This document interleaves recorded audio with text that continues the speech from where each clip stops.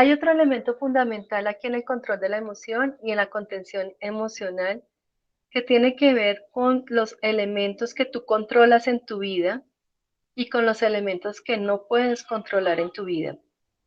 Desafortunadamente, a veces nos cargamos mucho con situaciones que no podemos controlar. ¿Mm? Eh, Hay situaciones que en la vida controlamos y si esas situaciones las controlamos, pues es tomar acción y controlarlas. Hay otras que no, que definitivamente se nos salen de las manos, que no podemos controlar en la vida. ¿Mm? Entonces, hay unos elementos muy importantes a tener en cuenta para controlar la emoción y para darle un manejo adecuado cuando no tenemos algo bajo control. Me gustaría que me dieran ejemplos de situaciones que a veces uno no puede controlar. ¿Qué ejemplos pueden de pronto darme allí de situaciones que a veces uno dice, se salió de control esto de mi vida, no lo puedo controlar? ¿Qué ejemplos podrían abrir? A ver, perdón. Un asalto, sí. ¿Qué más puede suceder como algo que uno no tenga bajo control en la vida? Cuando se te pasa el carro, sí, cuando hay un movimiento sísmico, la pérdida de un ser querido, la muerte de un familiar, sí, así es, efectivamente. ¿Mm? Son muchas situaciones que se salen, la enfermedad, sí, así es, ok. Entonces, efectivamente, estas situaciones que no están bajo control, voy a darles tres herramientas importantes que se deben de tomar cuando no hay una situación bajo control. ¿Y por qué es tan importante tocar este tema aquí hablando de estabilización emocional? Porque no sé si les ha pasado que a veces ustedes tienen un familiar cercano, una persona que ustedes aman mucho, quieren mucho y que la ven sufrir, ¿sí? Una persona, un hermano, una hermana que de pronto está en un problema, en una situación difícil y que ustedes quisieran ayudar, pero que no está en sus manos ayudar, que es algo que ustedes dicen, yo quisiera hacer algo por esa persona, pero no puedo, no me es posible. Entonces se cargan con esa emoción y sufren con ella. Entonces, ese cargar con esa emoción hacen que o hace que uno pueda tener en su momento una sobrecarga emocional que le puede jugar una mala pasada y que puede uno estar teniendo unas emociones que no puede controlar, que no puede sentir, que no puede tener la posibilidad como de vivir tranquilo porque está cargando con muchas emociones, muchas veces que a uno no le pertenecen o que no debe cargar. Y como todos los ejemplos que también nombraron, pasa lo mismo. Entonces voy a darles tres elementos que podemos usar para poder evitar este momento. Y es, lo primero, cuando uno no tiene algo bajo control, es darse la oportunidad de delegar. Delegar. ¿Qué quiere decir esto? Que si hay algo que no puedas resolver, que tú no puedas hacer, lo puedes delegar en otra persona. Entonces puedes pedirle el favor a otra persona que lo asuma, a otra persona que lo haga. Esto pasa muchas veces en situaciones del hogar, ¿verdad? Cuando la mamá o la persona que está allí a veces se sobrecarga de tareas y tiene muchas cosas que hacer y muchas cosas que hacer y a veces no las puede controlar todas. Entonces, o en el trabajo, que te cargas y te cargas y te cargas de trabajo, entonces también puedes delegarle a otra persona esa función porque no la tienes bajo control, ¿sí? Como segunda medida, pedir ayuda, levantar la mano, pedir ayuda. No está mal, no está mal que tú levantes la mano y pidas ayuda y digas, oye, ayúdame, no puedo con esto. ¿Mm? Aquí muy válido también si tú como profesional de las ciencias sociales o ciencias humanas necesitas también pedir ayuda porque hayan situaciones que no puedes controlar, ¿no? Aplica mucho también para profesionales del área de psicología, trabajo social, que a veces también como seres humanos tienen sus propias dificultades familiares, emocionales, y de pronto dicen, no, pero yo como profesional debería saber esto, pero no siempre es así. Entonces, es necesario y no está mal levantar la mano y pedir ayuda y decir, oye, ayúdame con esto. Y en tercera medida, hay algo muy importante que es soltar.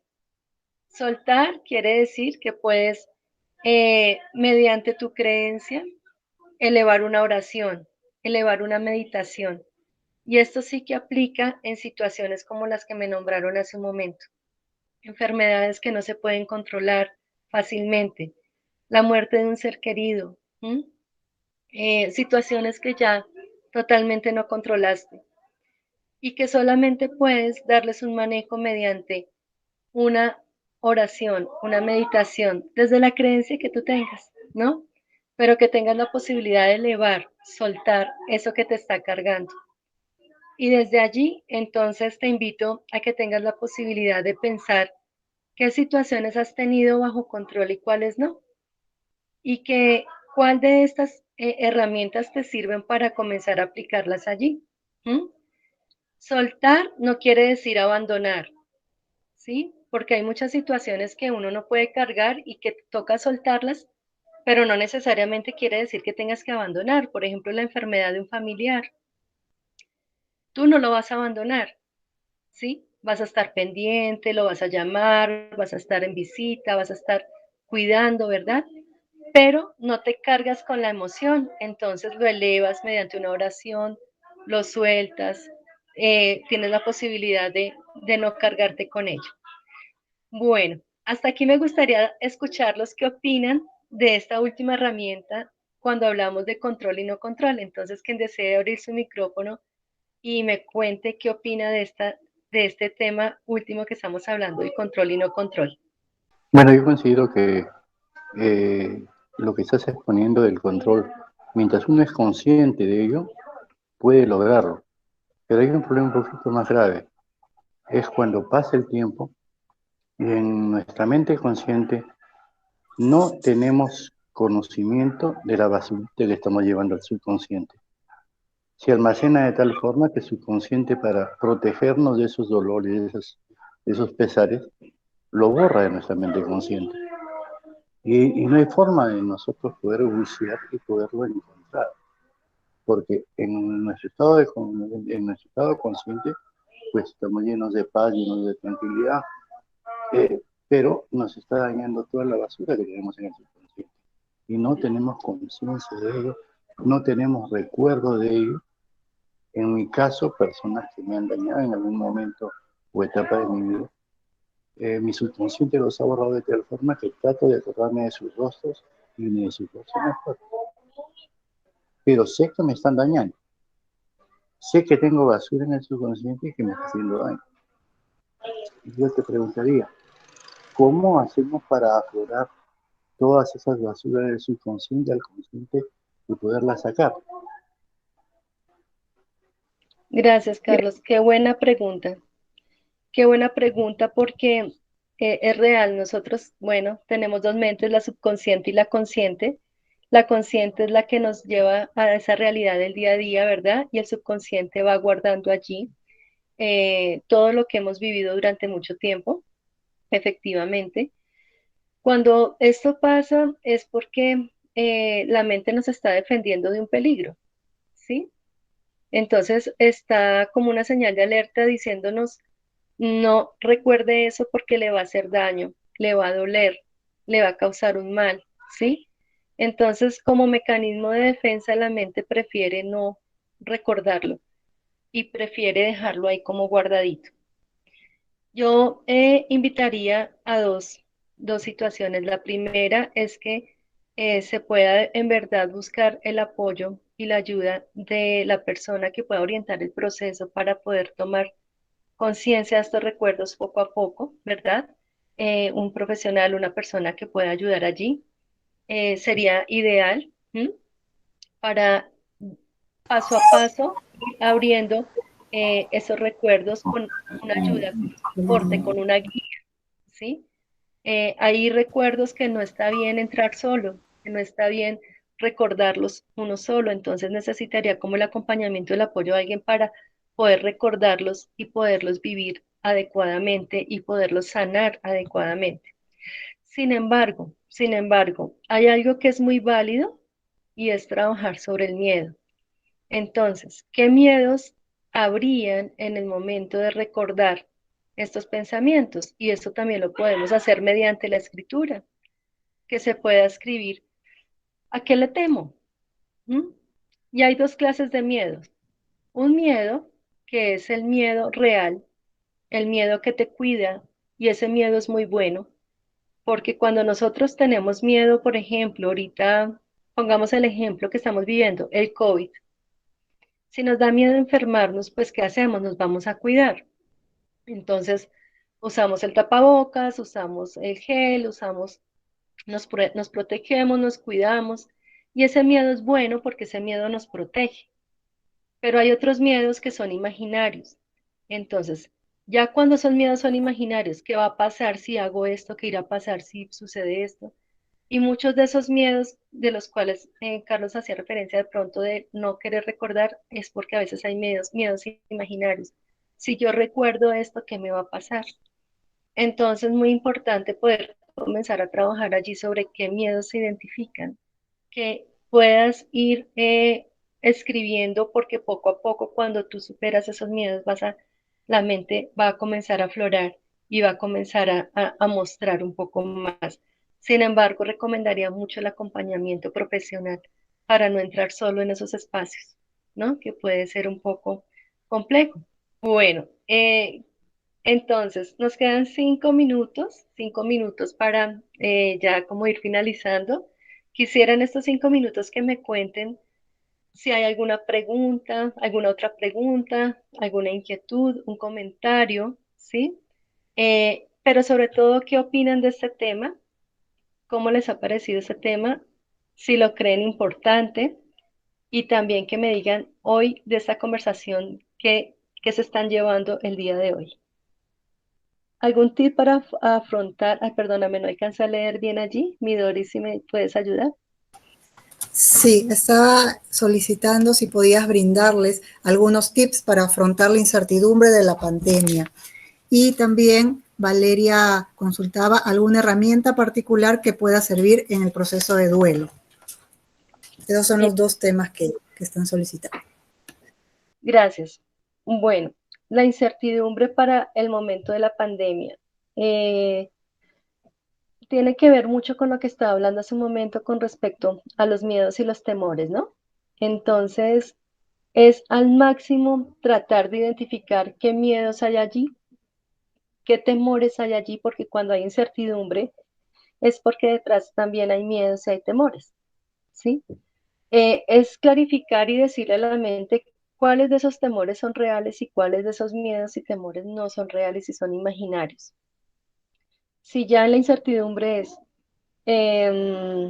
no voy a conseguir trabajo por la situación en la que estoy, me voy a enfermar, tengo muchos riesgos, todos esos miedos son imaginarios, son de la mente que te está llevando allí como un mecanismo de defensa. Aquí también nos preguntan cómo se enfrenta el miedo. Entonces, eh, es muy importante comprender que el miedo imaginario, bueno, voy a ir un poquito más atrás con la explicación del miedo porque hay varias preguntas sobre el miedo. Entonces, el miedo, como les decía, el miedo real es muy bueno porque te defiende de los peligros, ¿sí? Y no está mal. Pero ¿qué pasa cuando el cuerpo siente miedo? Biológicamente hablando. Resulta que nosotros como seres humanos, cuando tenemos un peligro enfrente, el cuerpo nos ayuda de varias formas. Primero, comienza a generar más azúcar en nuestro organismo para que nosotros tengamos más energía para defendernos, atacar y defendernos o para huir y salir corriendo. ¿Sí? Entonces, siempre que tenemos miedo, el cuerpo se prepara biológicamente de esta manera. ¿Mm? Por eso, cuando tú tienes miedo, entonces como que el ritmo cardíaco se acelera, como que sientes más energía, como que te sientes ansioso, ansiosa, porque es que el cuerpo se está preparando, bien sea para atacar y defenderte del peligro o para huir. Entonces, cuando es un miedo real, por ejemplo, un asalto, como me nos decían hace un momento, tú sientes miedo, entonces el cuerpo se prepara para atacar o huir. Y ese miedo es real y es muy bueno y hay que permitirlo y hay que asumirlo, ¿sí? Pero, por ejemplo, en este momento que estamos viviendo la pandemia, comienzan a rodar muchos pensamientos imaginarios y muchos temores, que son imaginarios. Entonces, ¿me voy a enfermar? ¿Será que mi familia se va a enfermar? ¿Será que me voy a quedar sin trabajo? ¿Será que no va a tener que comer mañana? ¿Será que muchos, muchos temores imaginarios? Pero esos temores imaginarios, la mente no sabe que son imaginarios, sino que los considera como reales y el cuerpo piensa que son reales, entonces igual se prepara de la misma manera.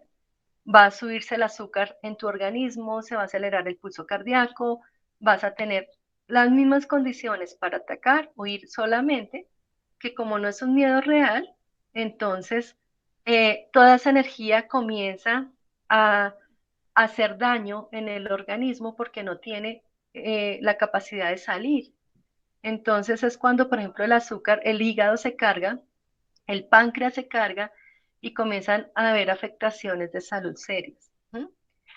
Entonces, para poder controlar este miedo imaginario, bueno, el miedo, es necesario primero identificar qué clase de miedo es. ¿Es un miedo real? ¿Será que lo que estoy viviendo es un miedo real? ¿Sí?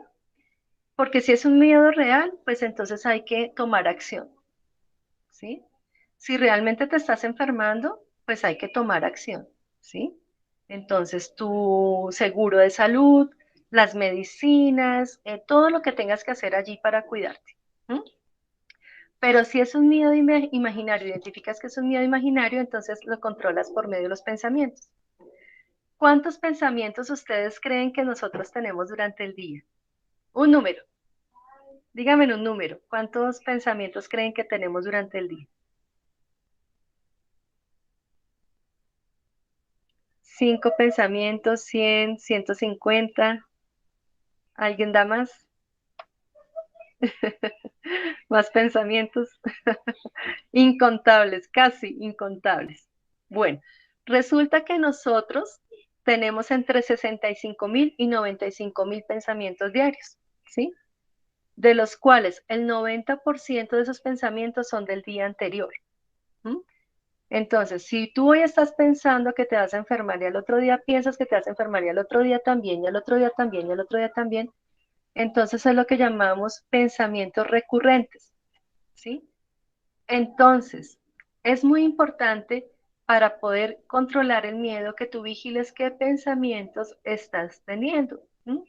¿Qué pensamientos recurrentes están en tu mente? Si vuelven y se repiten esos temores, esos miedos una y otra vez, entonces hay que ponerle un freno a esos pensamientos, tener un autocontrol de los pensamientos y una técnica muy buena es una técnica de reemplazo. ¿Qué quiere decir la técnica de reemplazo? Que tan pronto llega ese pensamiento de miedo imaginario, tú puedas cambiar ese pensamiento por otro que te haga un mayor bien. ¿Mm? Por ejemplo, llegó el miedo, ay, ¿será que me voy a enfermar? ¿Será que me voy a quedar sin trabajo? ¿Será que me va a pasar esto malo? ¿Será que me va a suceder?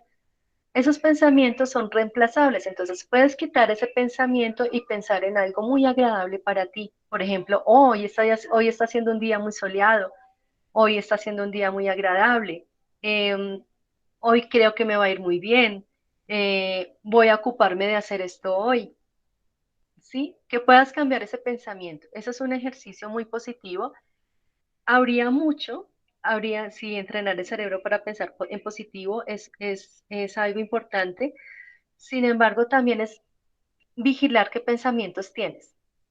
Recordemos la frase que les dije al comienzo y es que nadie puede cambiar lo que no conoce. Entonces, para controlar el miedo es muy importante que te conozcas y que conozcas qué pensamientos tienes día a día, qué pensamientos tienes día a día. Y una vez los conoces, comienzas a modificar esos pensamientos y eso va a ayudar un montón, va a ayudar cantidades para poder salir de los miedos imaginarios, ¿de acuerdo? Sin embargo, sobre esto hay toda una cantidad de material. Si alguien quiere profundizar un poquito más, también me puede escribir. Yo les facilito un poquito más, pues por lo que el tiempo es tan corto, de aquí habría mucho que hablar, pero bueno, no alcanzamos todo, pero si alguien desea profundizar, con todo gusto. Muchísimas gracias. Excelente tu exposición. Bueno, gracias, Carlos.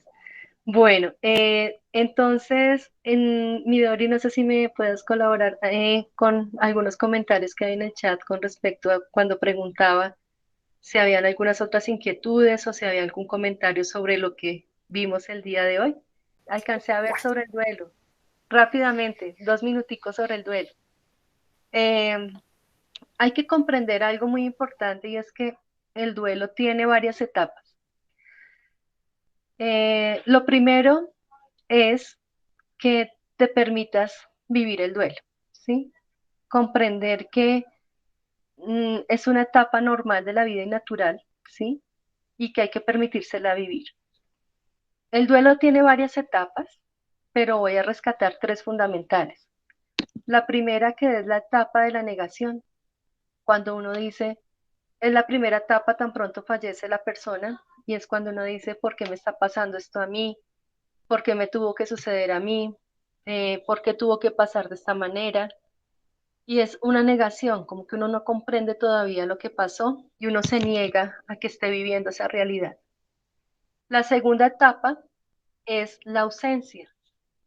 Esa persona te comienza a hacer mucha falta, extrañas los momentos de compartir con esa persona, ya hace falta la voz, entonces es la ausencia, sientes el vacío, sientes la ausencia.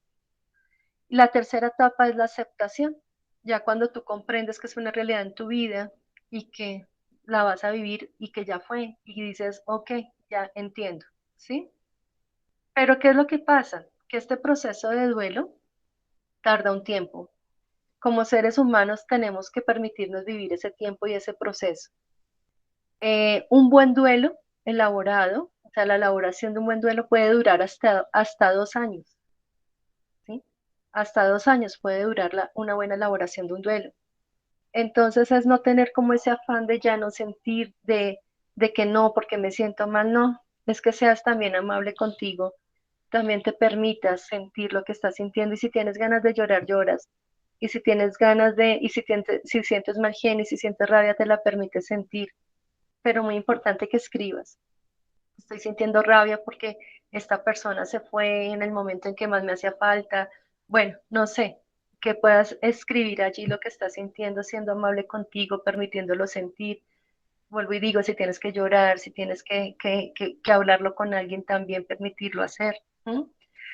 Y de esta manera es no correr a que ya no sientas. ¿Mm? Mientras vivimos ese proceso de duelo. Bien, bueno, entonces esto es como un tip así súper rápido, súper rápido.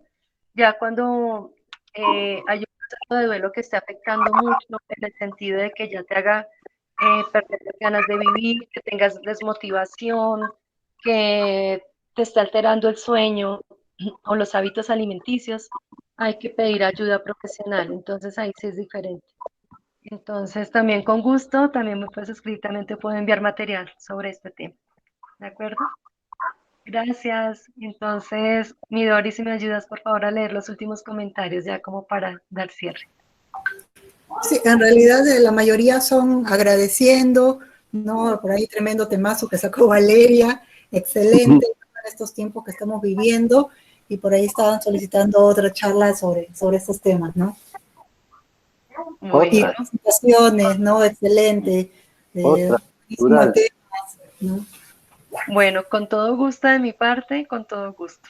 Bueno, entonces agradecerle de corazón a todos, muy, muy, muy agradecida con ustedes. Gracias por permitirme llegar en esta noche allí a sus hogares, a sus familias, a sus vidas.